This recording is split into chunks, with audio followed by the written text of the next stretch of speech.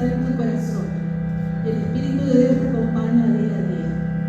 Y dile, el Espíritu de Dios está en este lugar. Todas las mujeres, a ver, que suene hasta el cielo.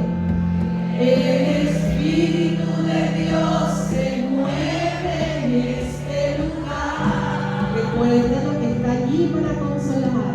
Está aquí para consolar. No lo olvides. Está aquí para liberar. Está aquí para sanar. El Espíritu de Dios está. Ahora todos los caballeros. Vamos a cantar con los caballeros, con los hombres que saben que ahí está el Espíritu de Dios y que los ayuda día a día. Vamos a ver. El Espíritu de Dios está en este lugar. Cántalo fuerte. El Espíritu de Dios se mueve en este lugar. Está ahí en tu corazón. Está aquí para consolar. No lo olvides. Está aquí para liberar. Está aquí para sanar. El Espíritu de Dios está. Y ahora todos sin fuerte. Muévete en mí. Muévete en mí. Más fuerte. Toca mi mente, mi corazón. Llena mi vida de tu amor. Muévete en mí, Dios Espíritu, muévete en mí. Muévete en mí, Dios Espíritu. Muévete en mí.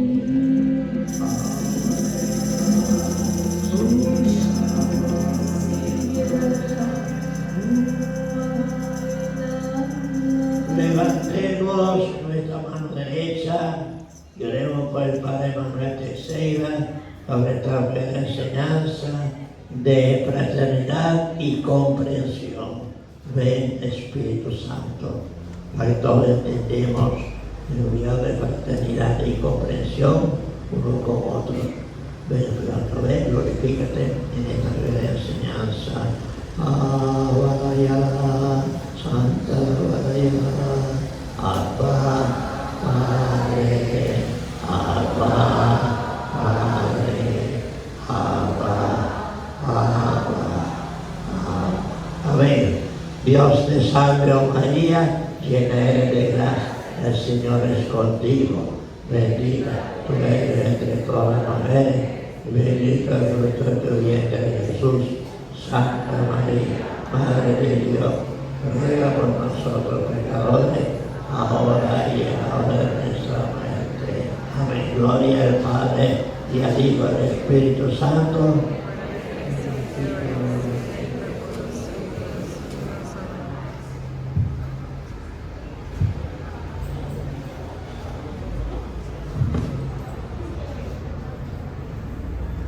Buenos días, espero que estén todos bien, que hayan amanecido con alegría. A los que no vinieron ayer, pues bienvenidos. A los que vinieron ayer, pues otra vez bienvenidos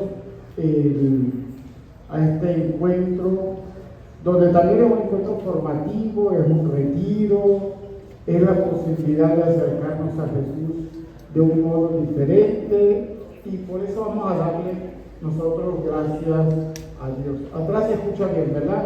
Okay. Muy bien. Vamos a ver qué textos vamos a abordar hoy. Ayer pues hacíamos algunos textos muy interesantes. Hoy vamos a hacer otros textos, ¿no? Y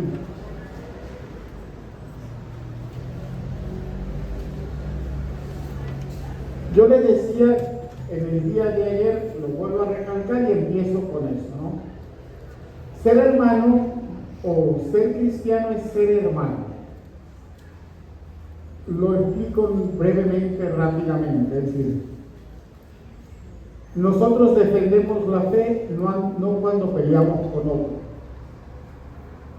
Nosotros defendemos la fe no porque tengamos la razón.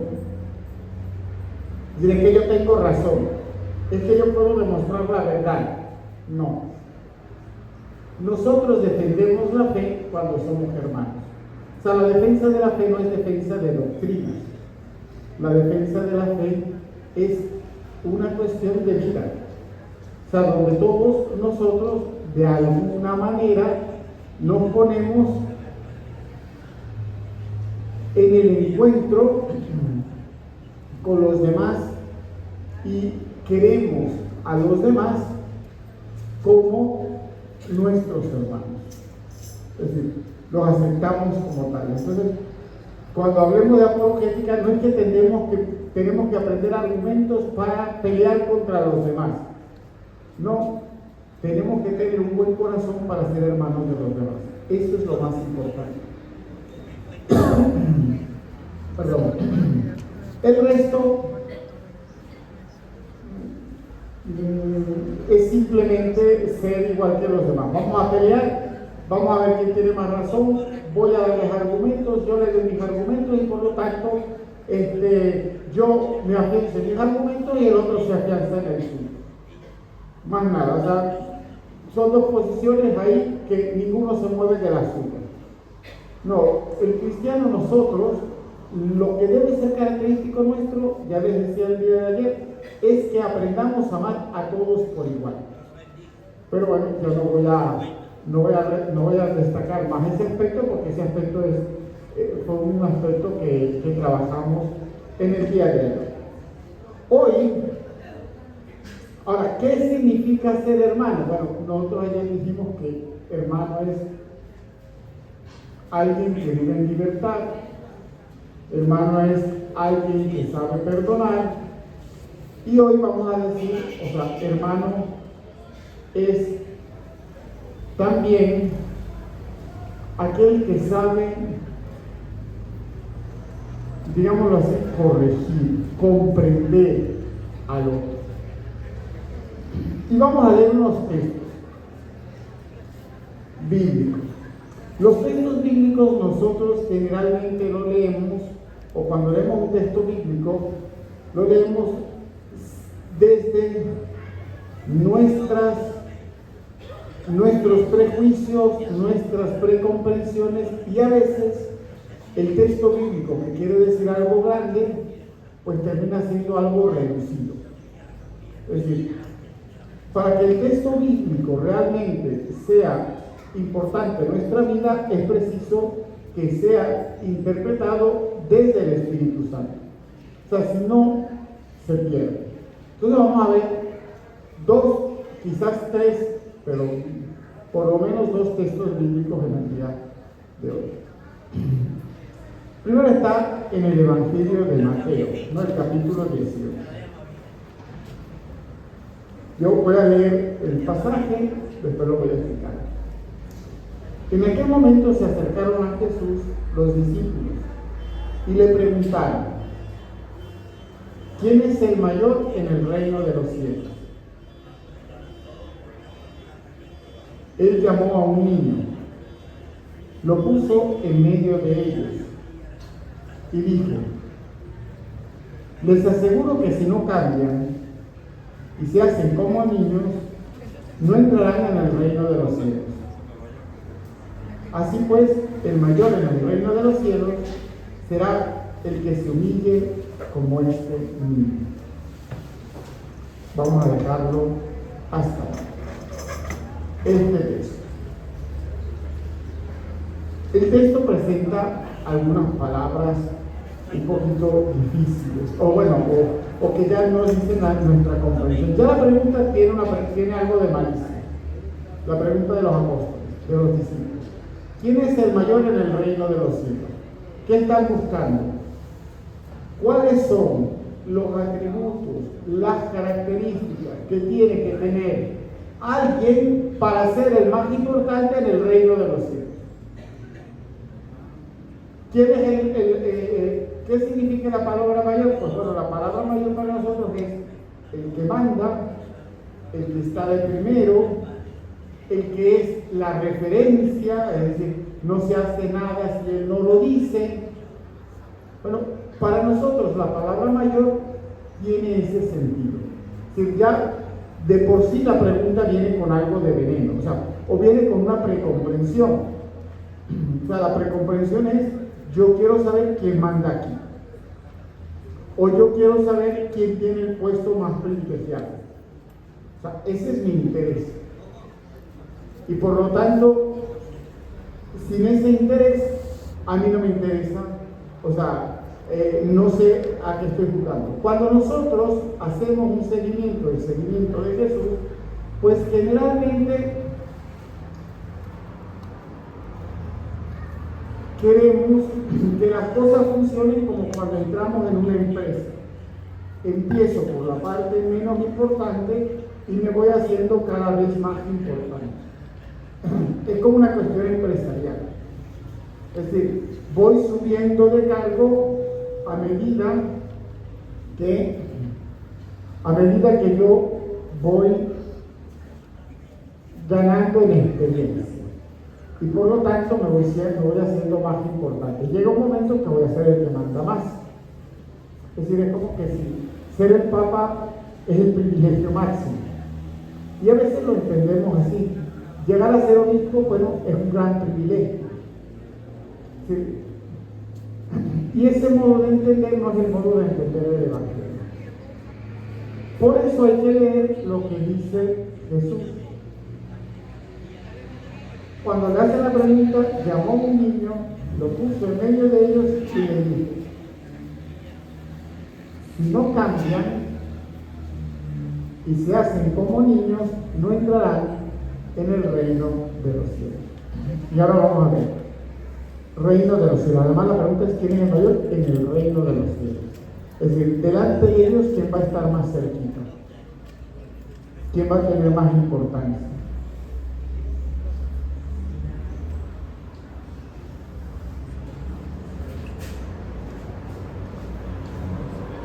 Entonces los discípulos se acercan a Jesús y le hacen una pregunta que da a entender su imaginación.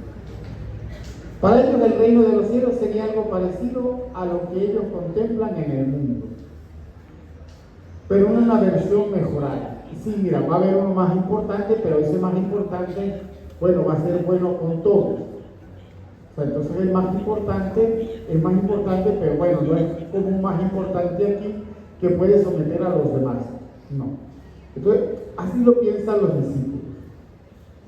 Para los discípulos la imagen de la novedad, es decir, lo nuevo que ofrece Jesús cuando habla del reino de Dios, es una imagen de lo que ellos ya conocen, pero en una versión mejorada. Nosotros creemos que la novedad de Jesús es lo que nosotros nos estamos imaginando, pero en una versión mejorada.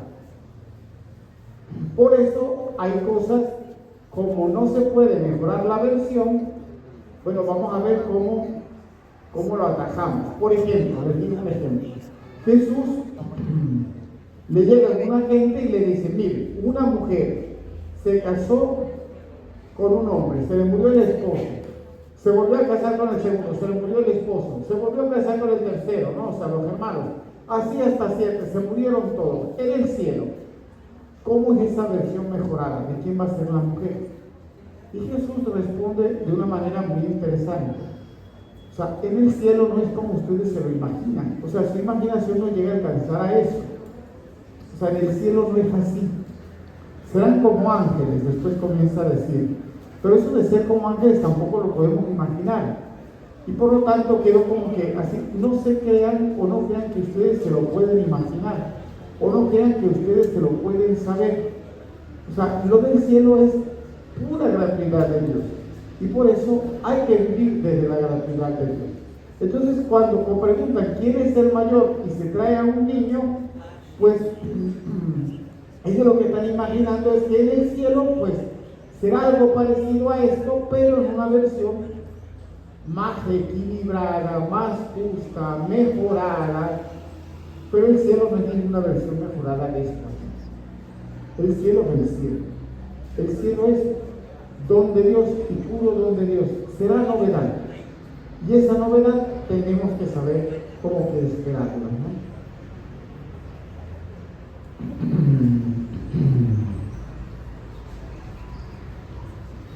Jesús no responde a la pregunta. Esta es una característica de Jesús que a mí me gusta mucho. Jesús nunca responde a una pregunta. ¿Quién es el mayor en el reino de los cielos? Él nos dice, mira, el mayor va a ser el que tenga estas características. No. Jesús habla de otra cosa. Es una cosa muy particular de Jesús. Pero claro, cuando habla de otra cosa no es que quiere eludir la pregunta, la está respondiendo, pero dice, es que lo que ustedes quieren es una respuesta que no se puede dar porque así no es el reino de los cielos.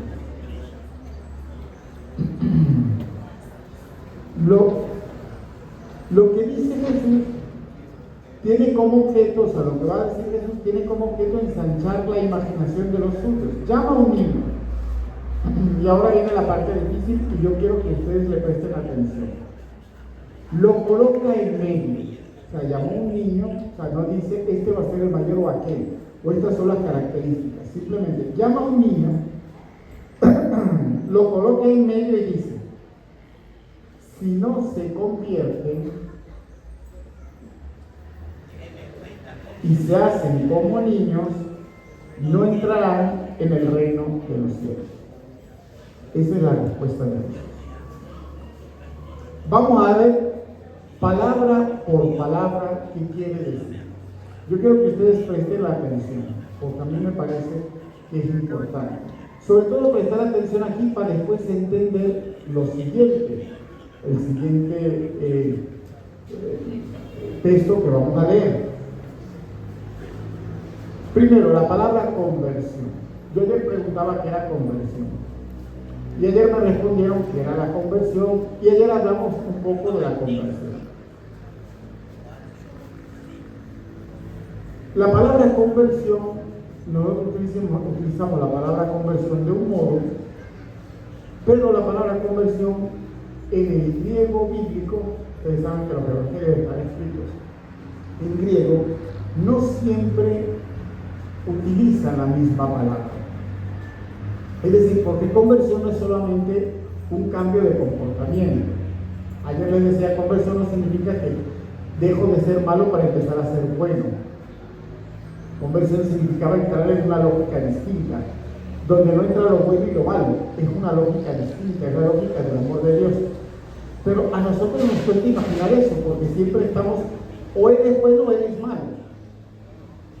No entendemos ni la gratuidad, no entendemos el amor, y claro, la palabra conversión la atamos a nuestra precomprensión. Bueno, la palabra conversión que generalmente nosotros utilizamos significa, en griego es la palabra metanoia. Metanoia es,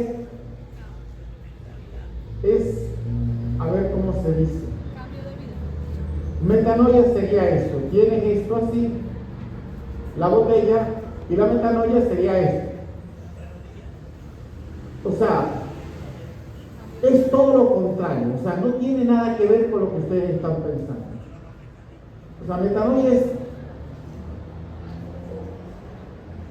un voltear, en italiano dice capovolgere, rovesciare, o bueno, esto, voltear. Pero en este texto no utilizan esa palabra para hablar de conversión. Se traduce conversión, pero es otra palabra la que utiliza. Y se utiliza la palabra estrefe. Si hubiera un pizarrón se los escribiría, pero bueno, tampoco es que sea muy bueno. Estrefe, pero yo sí quiero decir la palabra porque a mí me parece importante decir la palabra. Porque es importante después ver de dónde vienen las palabras. Y hoy vamos a aprender una cosa distinta de la conversión. Ayer dijimos que conversión no es solo pasar de ser malo a bueno, o sea que La conversión no tiene que ver con las coordenadas de bueno y malo, tiene que ver con salir de esas coordenadas y entrar en una coordenada que es la del amor. Distinta. Hoy vamos a ver otros detalles de esas coordenadas. Entonces, la palabra estrella. Esa palabra proviene de otra palabra, o sea, o tiene una raíz. Y la palabra, la raíz de esa palabra es tropé. ¿De dónde viene una palabra que se llama tropo? Si aquí hay algún profesor de castellano, sabe lo que es un tropo. Un tropo viene a ser una metáfora. O sea, los tropos son metáforas, fíjense. La palabra conversión, que se traduce en el texto así, no es una palabra de cambiar de comportamiento. La palabra conversión quiere decir hacer que la vida, es decir, fíjense que es bien interesante. Jesús toma a un niño para responder a la pregunta de quién es mayor y dicen,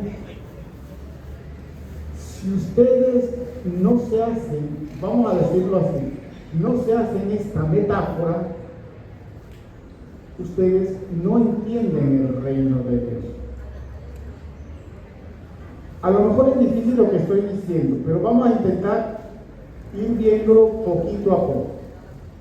Si ustedes no se hacen esta metáfora, no entrarán en el reino de Dios. Padre, pero ¿por qué tan complicado y por qué no utilizamos la palabra convertir como se utiliza habitualmente, que es pasar de malo a ser bueno? Si ustedes leen los evangelios, en los evangelios hay muchas parábolas. ¿Qué es una parábola? Una parábola es un cuento, pero una parábola es un cuento que parte siempre de una metáfora. Una metáfora es entender la realidad desde otra realidad. El reino de los cielos se parece a un grano de mostaza. Es eso, ¿sabes? Pero dice, no te está diciendo, fíjense que es importante esto, el reino de los cielos se parece. No dice el reino de los cielos es, se parece. O sea, ya de por sí te abre la imaginación. Y una vez que te abre la imaginación, pues dice, bueno, ahora comienzo a mirarlo, a pensarlo, a desearlo, y cada vez que voy acercándome a esa parábola, pues siempre me va diciendo algo nuevo. Bueno, eso es el Evangelio.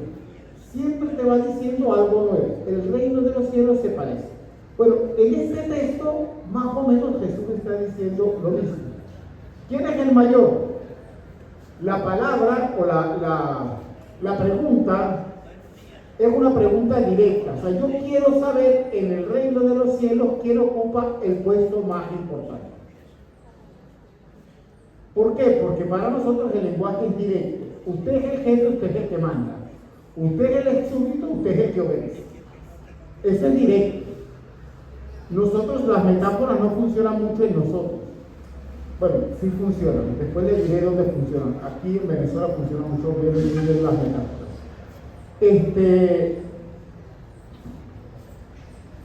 Pero Jesús responde de otra manera. Agarra a un niño y dice, si ustedes no es que se hacen como niños, o sea, no es que empiecen a jugar como juguetes, se hagan los bobos, son inocentes, no. O sea, si no se hacen como niños, y si ustedes no saben acoger esta metáfora, si ustedes no se hacen esta metáfora, o sea, si ustedes no entienden lo que significa ser niño, entonces ustedes no entrarán en el reino de los cielos.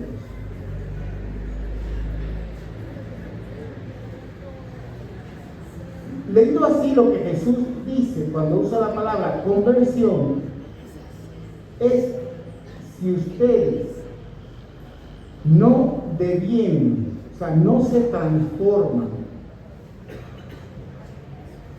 no son imagen de.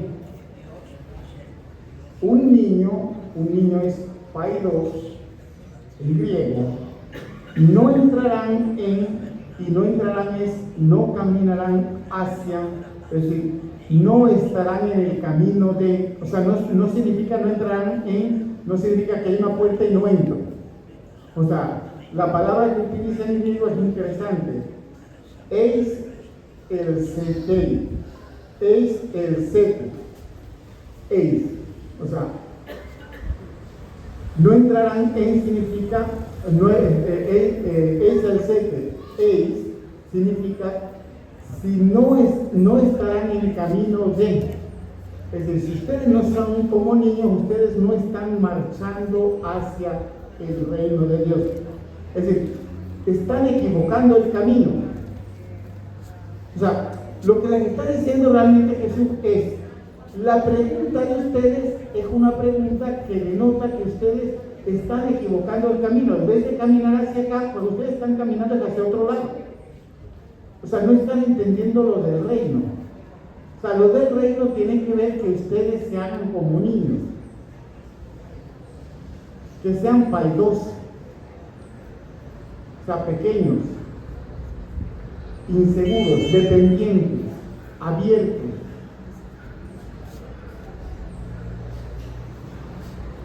El niño sobre todo es dependiente, confiante, o sea, el niño confía en papá y mamá. El papá y la mamá representan para él, o sea, aunque papá y mamá sean iletrados y nunca hayan ido a la escuela, lo que dice papá es verdad. O sea, y no importa, o sea, cuando uno es niño lo que dice papá es verdad, siempre es así. Bueno, se trata de eso, ser como niños es, oye, confío totalmente en Dios. O sea, entonces, ¿qué es el reino de Dios? Bueno, confiar totalmente en Él. ¿Quién es el mayor? Confiar totalmente en Él. O sea, pero, ajá, y ahí de todos, ¿quién es el mayor? Confiar totalmente en Él. Ser como niños, ser el más pequeño. Entonces, fíjense que ahí entra una paradoja. Jesús dice una paradoja. El más grande, lo que ustedes tienen por más grande, es lo que realmente para ustedes es lo más pequeño. Es decir, aquel que depende totalmente. Es decir, ese es el más grande. Aquel que confía totalmente, ese es el más grande. Para nosotros, el más grande es el que lleva la voz cantante, el que no depende de nadie. El que dice lo que dice y los demás le obedecen. El que tiene la voz de liderazgo. Bueno, ese para nosotros sería el más grande. Aquí no.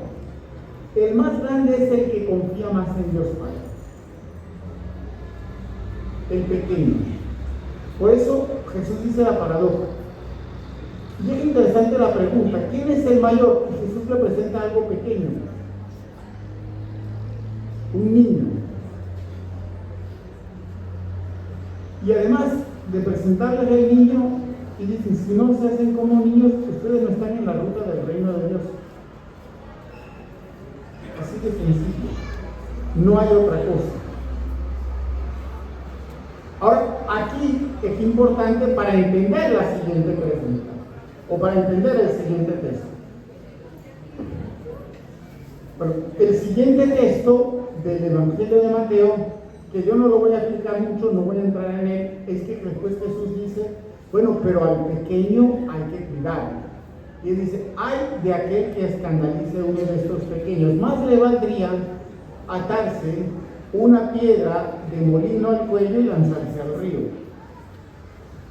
Pero bueno, en ese texto no voy a entrar porque es un poquito largo y sería complicado. No sé cuánto tiempo llevo, cuánto tiempo me queda. ¿Cuánto tiempo me queda? Todavía me falta. Todo me da tiempo para dos textos. Vamos a leer el otro texto. Y este texto, aquí yo voy a pedir que me ayuden. Leo el siguiente texto, ¿sí? Escúchenlo. Ustedes lo han escuchado varias veces.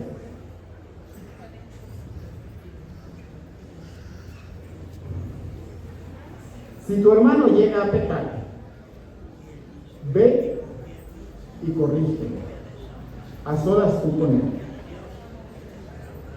Peca, te vas aparte con él solo y se lo dices. Si te escucha, habrás ganado a tu hermano. Si no te escucha, toma todavía contigo uno o dos, para que todo asunto quede zanjado por la palabra de 2 o 3 testigos. Si les desoye, no les escuchan, a ellos se lo dicen a la comunidad. Y si también no escucha a la comunidad, considéralo como al pagano y al publicano. Yo les aseguro que todo lo que aten en la tierra quedará atado en el cielo, y todo lo que desaten en la tierra quedará desatado en el cielo. Muy bien. Vamos a ver este texto. Este texto es un texto que a mí me gusta mucho, me parece muy interesante. Pero bueno, este texto hay que interpretarlo justamente en el contexto de ¿quién es el más grande? Bueno, el más grande es el más pequeño. Luego viene lo otro. Si tu hermano llega a pecar, ve y corrígele a solas tú con él. Si yo no he leído el texto anterior, ¿quién es el más grande? Y Jesús dice, si ustedes no se hacen, es decir, si la vida de ustedes no es la metáfora de un niño, de un pequeño que confía totalmente en su padre, ustedes no están en el camino al reino de los cielos. Si ese texto no lo he leído y leo directamente aquí, que dice, si tu hermano llega a pecar, ve y corrígele, inmediatamente, ¿qué es lo que me viene a la mente? Bueno, yo soy líder, yo soy alguien en la comunidad que sabe distinguir bien lo que es pecado y lo que no es pecado, yo voy y corrijo. O sea, yo soy un corrector de mi hermano. O sea, pero me pongo por encima de mi hermano, o sea, no soy pequeño. O sea, yo soy grande en el concepto de grande que yo manejo. Y ahí comienza un problema. Pero bueno, vamos a intentar interpretar el texto. ¿Quién conocía este texto desde antes? Que levante la mano. Por aquí. No, dejen la mano levantada todavía, que no bajen la mano. ¿Y por aquí quién conocía este texto? El texto este de la corrección fraterna. Muy bien, vamos a ver entonces. La señora de lente que está ahí con la mano levantada, véngase para acá. Ah, bueno, tenemos un micrófono.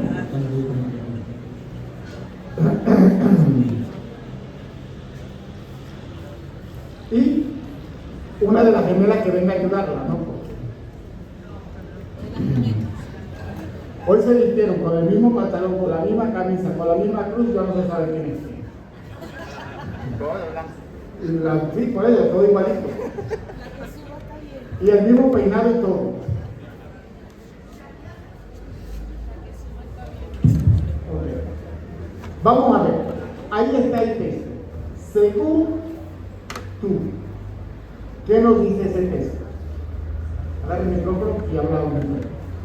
O sea, el texto que nos dice, si tu hermano peca, ve a solas, después ve con otros dos y después ve con la comunidad. ¿Qué es lo que nos está pidiendo el texto? Sin miedo, ¿ah? Bueno, entiendo, pongo el ejemplo de cuando uno corrige a un hermano menor o un hermano mayor que comete un error y uno lo que hace es como que guiarlo, ¿verdad? Y decirle, te equivocaste, esto era así, no como lo hiciste, como que buscando la manera de que no vuelva a cometer el mismo error y de que en otra oportunidad, si se le presenta la misma, lo haga de buena manera o de la manera correcta. Muy bien. Tú, ayúdale, ¿cómo lo interpretas? Sí, aunque no es fácil corregir, porque uno tiene también para corregir que dar el ejemplo, pienso que es un llamado que nos hace el Señor a ir directo con el hermano y no divulgar lo que esta persona hizo, sino ir directamente primero con él, para que esta persona, digamos, moverle la conciencia, que entre en conciencia de que lo que está haciendo es pecado, no está conforme a Dios, y darle la oportunidad de que se corrija sin dejarlo en ridículo o someterlo al escarnio.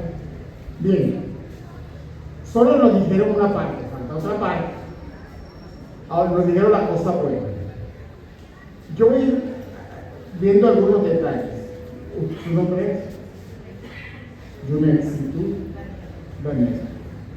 Bueno, Yunetsi nos dijo una palabra que, bueno, que cuando, para que no vuelva a cometer el mismo error. Vamos a ir a la palabra error, de momento no. Pero falta una parte. O sea, ok, se lo decimos, no pase vergüenza, pero ¿qué pasa si un hermano del Ministerio de Música de aquí, bueno, ya se lo dijimos varias veces, ya el Ministerio de Música se reunió, sigue con el mismo problema? ¿Qué nos recomienda según lo que se escuchó el Evangelio de Mateo, o Jesús según el Evangelio de Mateo?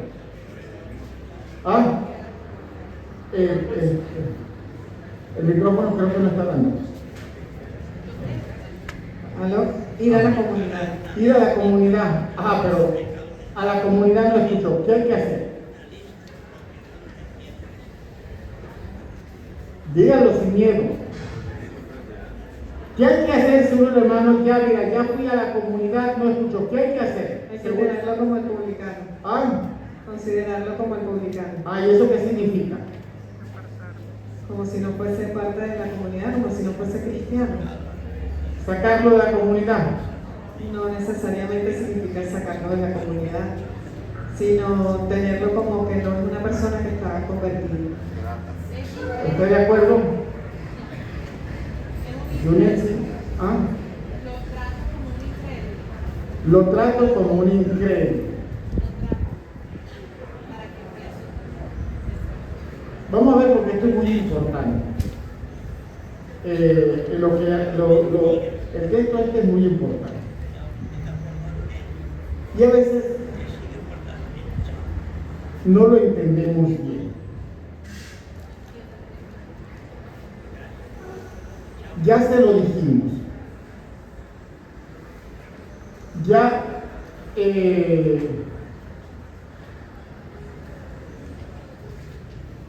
lo llevamos a comunidad del problema y ni siquiera así es capaz de ver el pecado. Y ahí yo voy a empezar con una cuestión. Yunetsi utilizó la palabra error, el Evangelio utiliza la palabra pecado. Hay una distancia entre error y pecado que es muy importante. El error,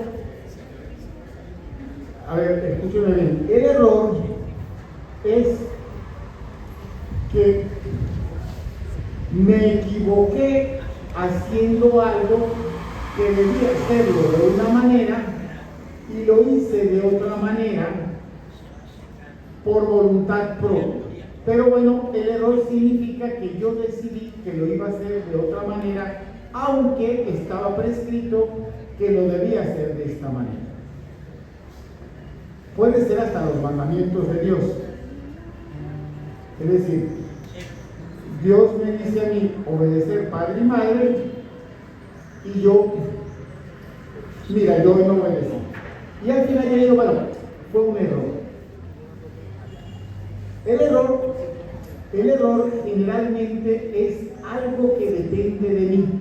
O sea, yo decido hacer lo contrario porque yo quiero hacer lo contrario. A mí me da ganas de hacer lo contrario ahorita.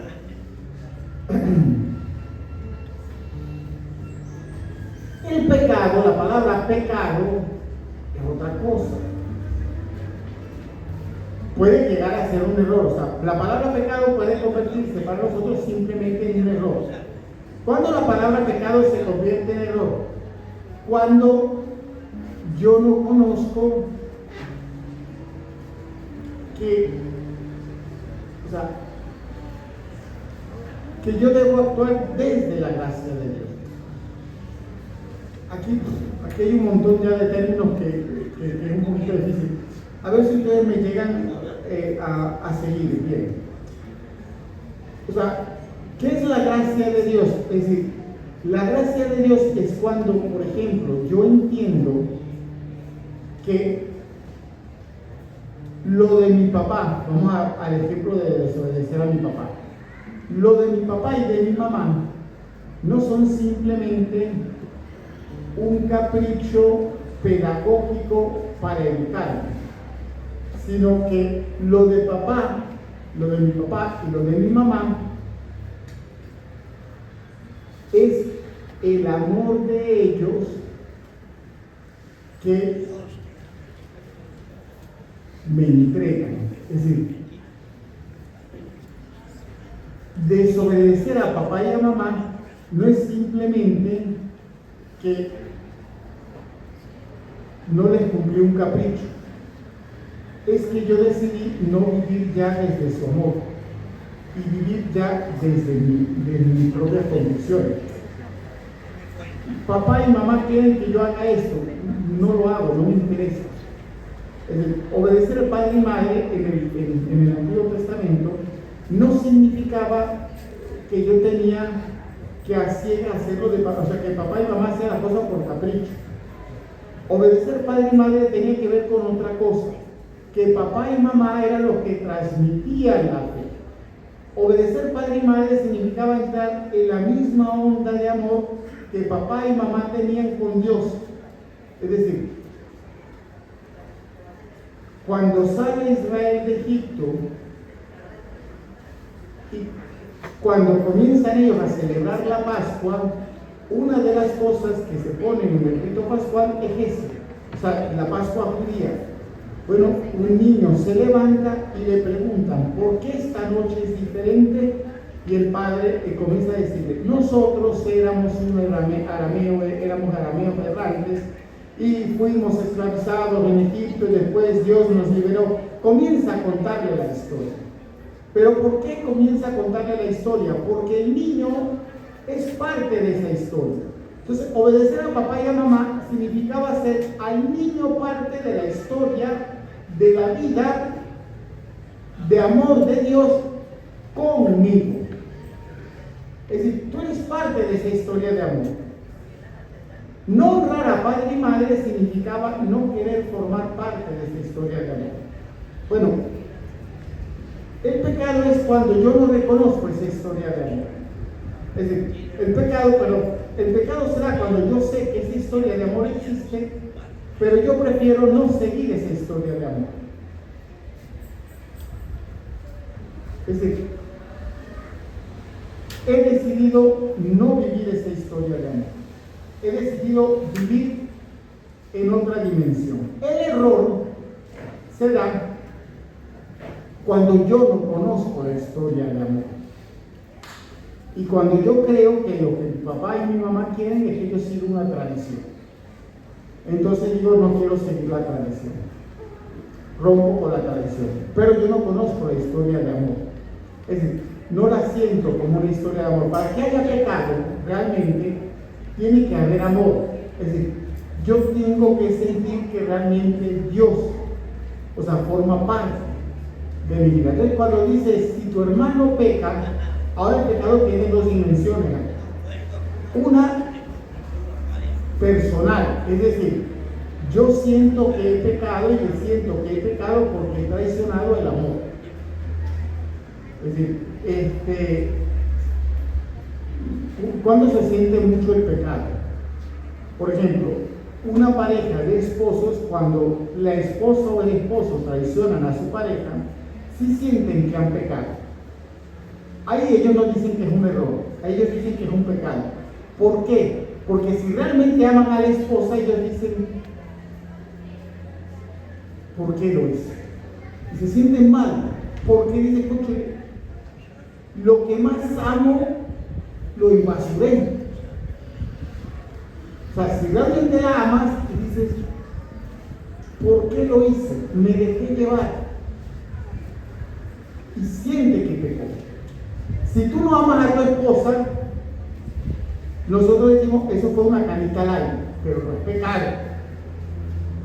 Es decir, además utilizamos la palabra canita al aire de propósito. O sea, no llega a ser pecado, porque es que no hay amor. O sea, el pecado solo hay cuando hay amor. O sea, personalmente, si yo siento el amor, yo siento el pecado. Pero la comunidad, la otra persona, sí le puede decir ahí, has pecado. ¿Pero por qué has pecado? Porque para mí, o sea, tú estás dentro del círculo de amor, o sea, yo te he metido en este círculo de amor. Y yo te tengo que decir que tú estás traicionando el círculo de amor. Eso es lo que está haciendo la comunidad. A ver, para que ustedes lo entiendan. La comunidad, cuando Jesús dice justamente, si tu hermano llega a pecar, es decir, la comunidad ve que hay un hermano que ha decidido no formar parte del círculo del amor. Es decir, no vivir el don de Dios, no vivir el amor de Dios, no vivir según el Espíritu. Entonces dice, en ese momento ve y dile a tu hermano. No se trata de un comportamiento. Se trata de decirle, hermano, tienes que entrar en este círculo, o sea, tienes que vivir desde el don de Dios, tienes que vivir desde lo que el Espíritu te está diciendo, tienes que vivir eso.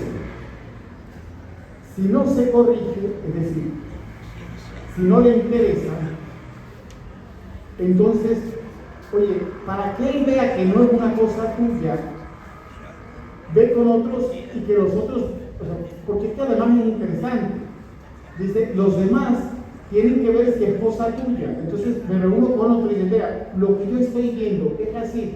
Y si los demás dicen, sí es así, bueno, entonces vamos a corregirlo nosotros. Vamos a decírselo. O sea, no estás viviendo según el Espíritu. Y si no es si después tampoco lo escucha, dice, vamos a discernir con la comunidad. Y que la comunidad vea si realmente vive el don de Dios. Y si no vive el don de Dios, la comunidad la que dice, mira, es pecado. O sea, quizás la persona lo siente como un error, pero la comunidad está diciendo, es pecado porque no estás acogiendo el don de Dios. Yo puedo estar en una comunidad, nosotros estamos aquí, todos, y venimos a misa, y quizás no hayamos acogido el don de Dios. Lo hacemos por costumbre, lo hacemos porque nos gusta, lo hacemos porque tenemos amigos, o lo hacemos por no sé qué, sin acoger el don de Dios. Entonces yo como comunidad tengo que decirle, mira, pero haces todo bien, pero no has acogido el don de Dios. Es pecado. Sí. El pecado no es solo que yo cometo un error, ni siquiera es que haga una acción mala. El pecado es no vivir dentro de la gracia de Dios. O sea, no sentir que lo que es, esto es realmente de Dios, que viene de Dios. Entonces, ahí es donde está el pecado.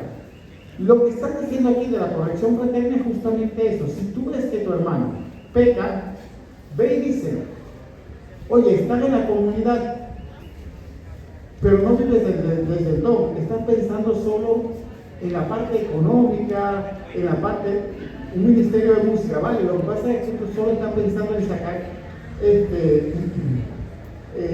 algunas canciones, en publicarlas en YouTube, en los likes que tenemos, en cuánto nos van a pagar si nos contratan, en cuántos fans vamos a tener. Perdón. Pero no te das cuenta que eso no es.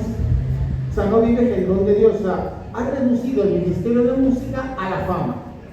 Eso es, o sea, hermano, o sea, hay algo que está fallando. Y a lo mejor la comunidad de los samaritanos viene, reúne al ministerio de música y dice: miren, ustedes cantan muy bien, cantan muy bonito, son los mejores de Venezuela, pero no están viviendo el don de Dios. ¿Por qué? Porque solo están interesados en eso. Entonces la comunidad corrige.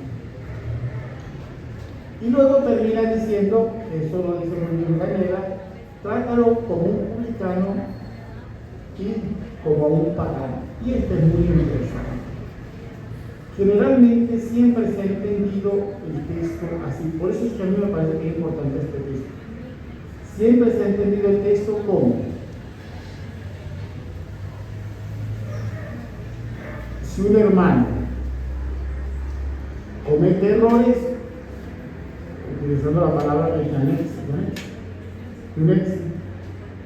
comete errores, entonces vamos a corregir los errores. Si no se corrigen los errores, entonces al final los sacamos, nos quitamos el problema. Jesús dice: trata como a un publicano. Ya dijimos que el publicano era un enemigo dentro del mundo judío, o a un pagano. Para los judíos, un publicano y un pagano son personas detestables. Un publicano es el que cobraba los impuestos a los judíos para dárselo a los romanos. Personas detestables. Hoy día existen los publicanos. Perdón. Es lo que aquí en Venezuela le llaman traidores a la patria. Es lo mismo.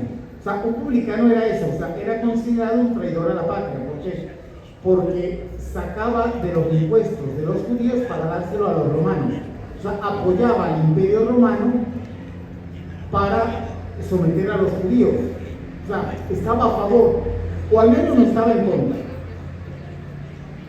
Por eso los publicanos eran detestados. O sea, el publicano no tenía amigos judíos, tenía amigos romanos. O un pagano, o sea, alguien que no pertenece a nosotros. Este texto, la mayor parte de las veces se ha interpretado como eso. Es decir, si el hermano no se corrige, sácalo, prácticamente expúlsalo, déjalo fuera.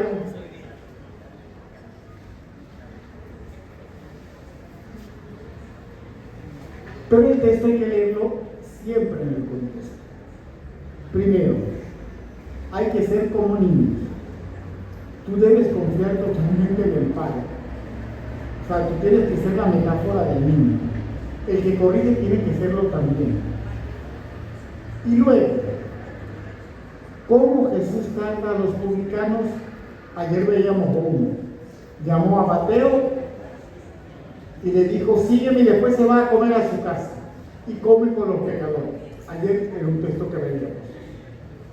Jesús, cuando habla en el mismo Evangelio de Lucas, habla una parábola. Dice: pues fue un fariseo y un publicano. El fariseo se quedó adelante en el templo y decía: gracias Dios, porque no me hiciste como este publicano, que es un pecador, es un desgraciado, no sirve para nada. A mí en cambio me llamaste, me hiciste fariseo, conozco la ley, soy muy buena persona. ¿Qué más puedo pedir delante de ti si yo soy bueno? Y el publicano atrás ni decía una palabra, agachadito, y solo decía: perdóname, es verdad, lo que ese fariseo está diciendo es verdad. Yo no valgo para nada. Y Jesús al final dice: el publicano bajó justificado. Es decir, Jesús tiene en estima a los publicanos. Llama a un publicano como apóstol y pone ejemplos de publicanos. Es decir, son aquellos que hacen algo que también se arrepienten, que tienen un diálogo sincero con Dios. Zaqueo era publicano, Y Jesús lo pone como ejemplo de conversión. Entonces tratar a los demás como un publicano y como un pagano, para Jesús quería decir no expulsarlo, no decirle no vales para nada, sino hacerlo, o sea, empezar nuevamente hasta que él entre en la dinámica del amor de Dios para que entienda lo que realmente, o sea, si él vive la dinámica del amor de Dios, sabrá qué es el pecado. Si no vives en la dinámica del amor de Dios, pues dirás, bueno, me equivoqué, hice un error, más nada, pero fue un error. Los errores son errores, pero los errores no vemos la dimensión del error. Los errores no tienen una dimensión muy grande. El pecado sí tiene una dimensión grande. Es que estoy casado y dejé a la muchacha embarazada, a la vecina. Fue un error. Bueno, si fue un error, entonces significa que puedo volver a cometer otro error, porque los hombres funcionamos como con errores. Si fue un pecado, significa que la otra persona tiene un valor, que el amor de Dios en mí tiene un valor, que yo hice que las relaciones normales con mi esposa se distorsionaran y con mis hijos también, que yo tengo que reconstruir la relación de mis hijos con el hijo de otra mujer, que yo tengo que lograr que mi esposa no solo me perdone a mí, sino que perdone a aquella mujer y que aquella mujer también pueda perdonar y pueda comprender a mi esposa. Cuando hay pecado es otra cosa. Cuando es un error, fue un error, pues. O sea, vamos a echar para adelante. ¿Qué va a hacer? No, yo cuido a mi hijo por allá, pero bueno, ya no hay más nada. La cosa, el pecado solo se entiende desde la gracia de Dios. Es decir, cuando vivo desde el don de Dios. ¿Qué está diciéndolo Jesús? Trátalo como un publicano y un pecador, que no hay que quererlos, no, todo lo contrario. Que hay que quererlos más, que hay que cuidar más de ellos, que hay que hacerlos introducir más todavía en el amor de Dios, porque no están introducidos en él. Bueno, esto es algo que no se entiende. Y yo ahora les voy a contar algo que pasó en verdad y que pasó hace mucho tiempo. Y termino con esto, ¿no?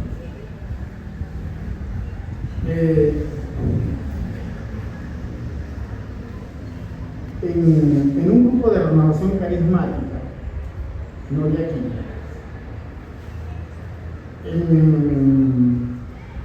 hace unos años atrás, un chico que tenía a su esposa se enamoró de una muchacha que estaba en la renovación carismática, soltera. Al final, los dos, empezaron a salir, empezaron a tener algo. El hombre parece que ya no vivía con la mujer desde hace mucho tiempo, quería hacer su vida. Yo recuerdo que a mí me tomó por sorpresa, porque yo era el que acompañaba al grupo,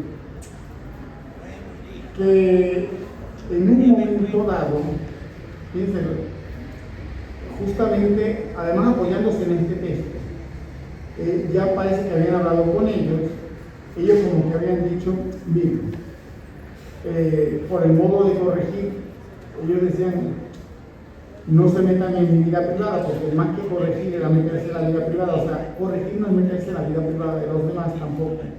Corregir es otra cosa. O sea, es hacerlo partícipe del amor de Dios. O sea, son cosas distintas. O sea, cuando uno lee el Evangelio, al final después lo distorsionamos todo. Y en una reunión, que era reunión de de ministerios, todos se habían puesto de acuerdo, y yo no lo sabía. Y dijeron, o sea, habían hecho una carta y además la habían consignado en la renovación carismática que queda en Montalbán, ¿no? Es decir, algo así, la sede principal, no me acuerdo cómo era eso, o sea, esos detalles no sé mucho, pero bueno, era más o menos así. Y leyeron la carta y dijeron que estaba expulsado el Ministerio de Música de la Renovación Carismática. Porque bueno, los demás del Ministerio de Música lo que decían es, bueno, vamos a intentar entendernos. Y expulsaron a todos. Yo recuerdo que ese día a mí me impactó, me tocó por sorpresa. Yo, gracias a Dios no firmé nada, todo dice, o sea, a mí me consultaron la carta, nada de eso.